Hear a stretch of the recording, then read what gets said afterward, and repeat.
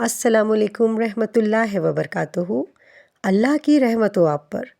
آج کی ویڈیو میں ہم بات کریں گے کہ کیسے ہم اپنے آپ کو خوش رکھ سکتے ہیں۔ تو دیکھو، اپنے دل کو دوسروں کے رویوں سے آزاد کر دو۔ خوشی تمہارے اندر ہے، باہر نہیں۔ خود کو خوش رکھیں۔ کبھی کبھی ہم اپنی خوشی دوسروں کے ہاتھ میں دے دیتے ہیں۔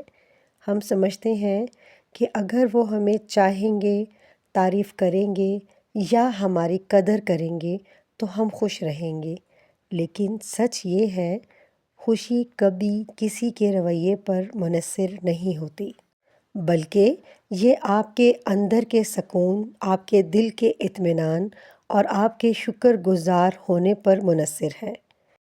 کبھی بیٹھ کر سوچیں، کتنی بار ہم نے خود کو دوسروں کی باتوں سے، دوسروں کے رویوں سے یا کسی کے جانے سے توڑ لیا۔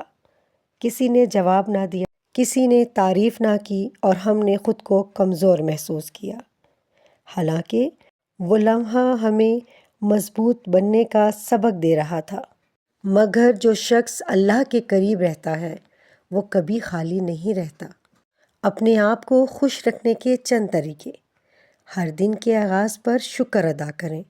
اپنی خوبیوں کو پہچانیں، دوسروں سے اپنا موازنہ نہ کریں۔ اپنے وقت میں تھوڑا سا وقت خود کے لیے رکھیں۔ قرآن پاک پڑھیں، دعا کرنے یا چپ رہنے کے لیے۔ دوسروں سے بھلائی کی توقع کم کریں، لیکن خود بھلائی ضرور کریں۔